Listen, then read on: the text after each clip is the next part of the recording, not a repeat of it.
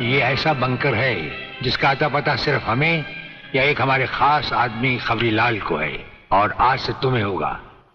ये इतना मजबूत है कि इस पर ना तो कोई हवाई हमले का असर हो सकता है और ना किसी बम या बारूद का। दुश्मन तो क्या, हमारी इजाजत के बगैर परिंदा भी पर नहीं मार सकता। वागले आओ, अब हम तुम्हें अपने बंकर से वाकिफ करवाएं। ये रहा हमारा ट्रांसमीटर सेक्शन। यहां से हम हिंदुस्तान के किसी भी मिनिस्टर से जब जी चाहे हॉटलाइन पर बात कर सकते हैं, लेकिन आसमान वाले ने चाहा तो इसकी जरूरत कभी नहीं पड़ेगी। हम अकेले ही तुम्हारे साथ वागले सब कुछ संभाल लेंगे। और वो देखो, वो एक कमरा जिसमें सब हथियार रखे हुए हैं, और उस कोने में रहा हमारा अस्पताल। यहां हर लाए दुश्मन का सीटी स्कैन करके उसकी अंदरूनी बीमारियों को बाहर निकाला जाता है। मुझे छोड़ दीजिए ब्रिगेडियर साहब, मैं सच कहता हूं, मैं प्रलयनाथ के बारे में कुछ नहीं जानता। मुझे छोड़ दीजिए ब्रिगेडियर साहब। और छोड़ तो तुम्हें जरूर देंगे, लेकिन तुम मोटे बहुत हो, थोड़ी चर्बी कम होने के बाद। यह अस्पताल मेरे हवाले कर दीजिए सर। चर्बी कम करने के बहुत से तरीके मुझे मालूम है। हाँ, गुड वागले।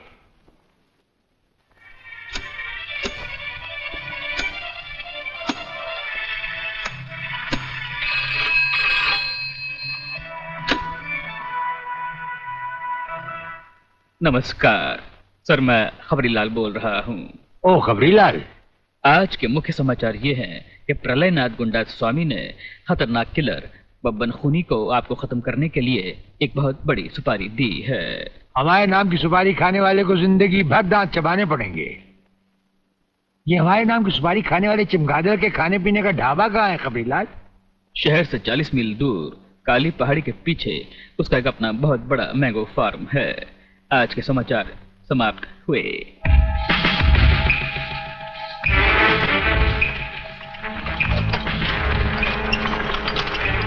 चौबे गंगवा, ये माल जो तू आसाम और यूपी भेज रहा है तगड़ा है ना?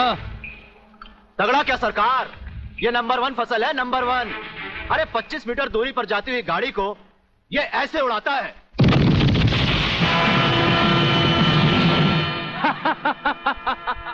देखा सरकार, ये अपनी बम फैक्ट्री में बना हुआ मैंगो का कमाल।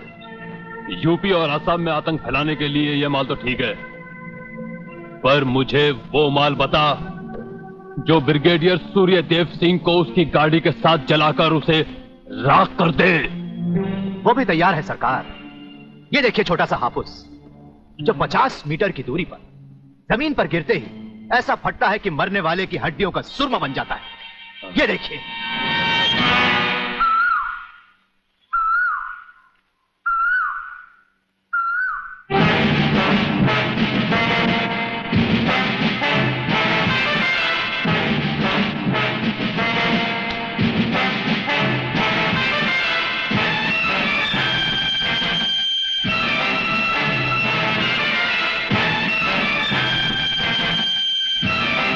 कौन हो तुम?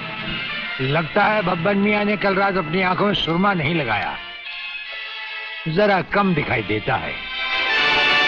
ब्रिगेडियर सूर्यदेव सिंह? हाँ, ब्रिगेडियर सूर्यदेव सिंह। बब्बन मियां, हमें तो उसी के हाथों से मरना है जिसने हमें इस दुनिया में पैदा किया। तुम सब अपने आप को हमारे हवाले कर दो, वरना तुम्हारा बनाया हुआ आमों का बागीचा तुम सबका अपने हाथों से बनाया हुआ कब्रिस्तान बन जाएगा। तो आओ आगे और पकड़ लो मुझे, मगर इतना याद रखना कि जहां तुम खड़े हो उस पेड़ से लेकर मैंने अपने चारों तरफ माइंस बिछा रखी हैं। अगर इसके अंदर तुमने पैर रखने की भी कोशिश की तो तुम्हारे चीचड़े उड़ जाएंगे। यकीन नहीं आता तो ये देखो।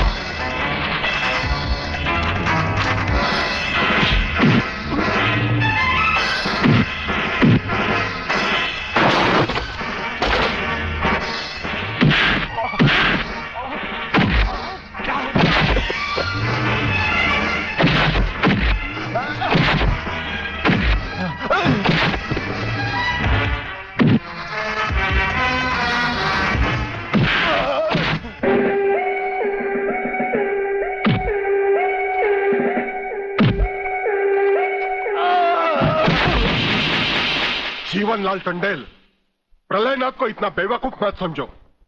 सारे शहर के पुलिस स्टेशन से पता लगाकर ही तुम्हें फोन किया है। अगर होम मिनिस्टर होते हुए तुम्हें यह पता नहीं है तो मुझे कल तुम्हारा रेजिग्नेशन चाहिए, समझे? अरे मैं जानते हो बब्बन और उसके साथियों ने जबान खोल दी तो सूर्यदेव सिंह हमारे लिए नर्क के दरवाजे खोल देगा। जल्दी से पता लगाओ और उन सबको छुड़वाओ। Yes, DCP Pathania speaking. अरे इंग्लिश को मारो गोली और हिंदी में समझो। मैं जीवनलाल बोल रहा हूं, जीवनलाल टंडेल। ओ सर, आप कहिए, क्या हुक्म है सर? मुझे सिर्फ 1 घंटे में यह बताओ कि सूर्यदेव सिंह ने जिन जिन को गिरफ्तार किया है वो सब कहां हैं, और मुझे 4 घंटे के अंदर अंदर उन सब की जमानत चाहिए, समझे? मगर सर, सूर्यदेव सिंह के बारे में जितनी जानकारी आपको है उतनी ही हमारे डिपार्टमेंट को, और हम उसे ज्यादा कुछ पूछ भी नहीं सकते क्योंकि यही हाई कमांड का ऑर्डर है। वो रहता कहां है? वो भी नहीं मालूम। ये भी नहीं मालूम तो फिर ये बताओ कि वो मिलता कहां है? मैं उससे आज ही मिलना चाहता हूं। सर, वो रोज सुबह सीबीआई ऑफिस में 12 और 1 के बीच में आते हैं सर। सर, ये लिस्ट उन लोगों की है जिन्हें आपसे मिलना है।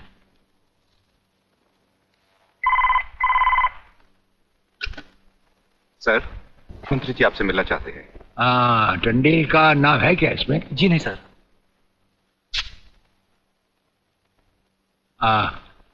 आज तो हम अपना 1-1 मिनट दूसरों को दे चुके हैं, दम लेने की भी फुर्सत नहीं होगी। ऐसा करो, मंत्री जी को कल दोपहर के बाद की कोई भी अपॉइंटमेंट दे दो। Okay sir. Sir, you can't meet him today. अरे अंग्रेजी को मारो गोली और हिंदी में समझो। इस राज्य के मंत्री से मिलने के लिए उसके पास वक्त नहीं है।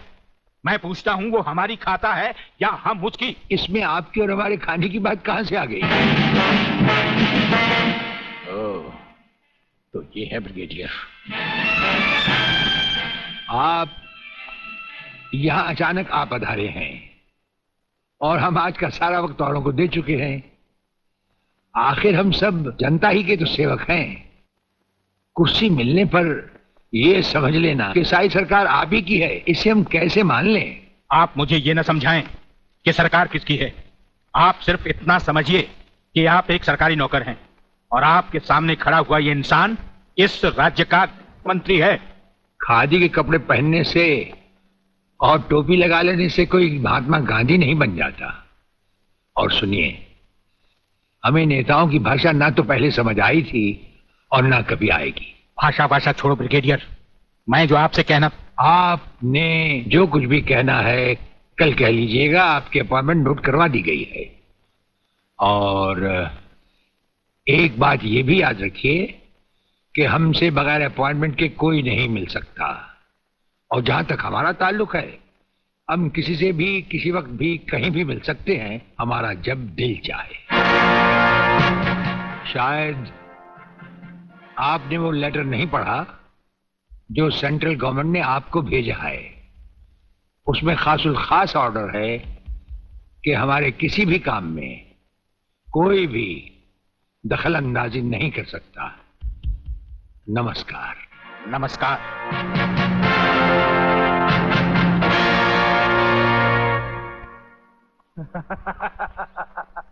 रियली? ओए, हाँ, गुड मॉर्निंग अंकल। अरे अंग्रेजी को मारो गोली और हिंदी में बात समझो। हिंदी में तुम ये बताओ तुम्हारे पिता कहाँ हैं?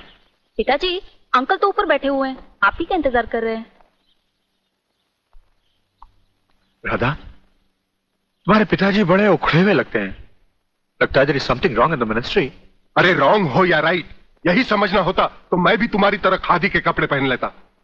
अरे सरकारी लेटर से मुझे क्या लेना देना? देखो, तुम अभी से इतने ढीले पड़ जाओगे तो पूरी सरकार को भारतवर्ष से कैसे खत्म करोगे? वो सिर्फ एक मिलिट्री ऑफिसर है और हमें पूरी मिलिट्री फोर्स के साथ लड़ना है। भूल जाओ सारी बातें और फाड़ दो वो लेटर। देखो, उसका ट्रांसफर ना हो तो ना सही, उसकी बातें हमें पता न चले तो न सही, लेकिन उसकी मौत का बंदोबस्त तो मैं कर सकता हूं। प्रलयनाथ, वो मर गया तो ये नेता भी कुर्सी समेत जल गया, समझो। वो मरेगा भी और तुम कुर्सी के साथ जियोगे भी।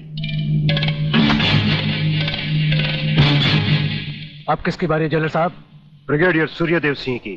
मारे जाने वाले पुलिस के उन शहीदों की याद में यह ज्योत बनाई गई है, जिन्होंने कानून की रक्षा करते हुए अपने प्राणों की आहुति दी। आज के इस समारोह के मुख्य अतिथि माननीय मंत्री श्री जीवनलाल टंडेल हैं।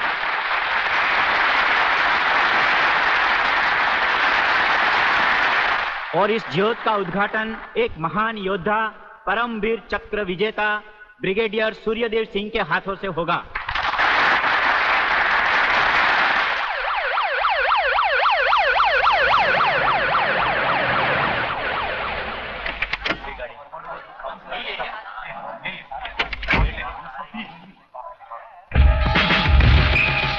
Welcome welcome please.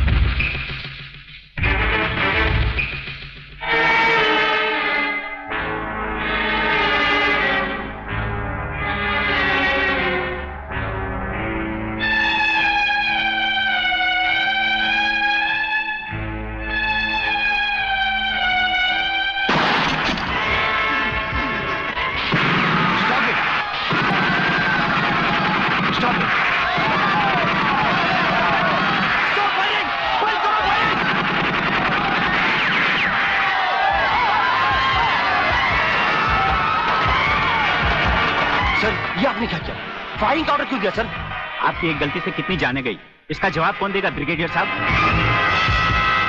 Mister Tiwari, इसका जवाब अब ब्रिगेडियर को ही देना होगा, और वो भी अदालत में।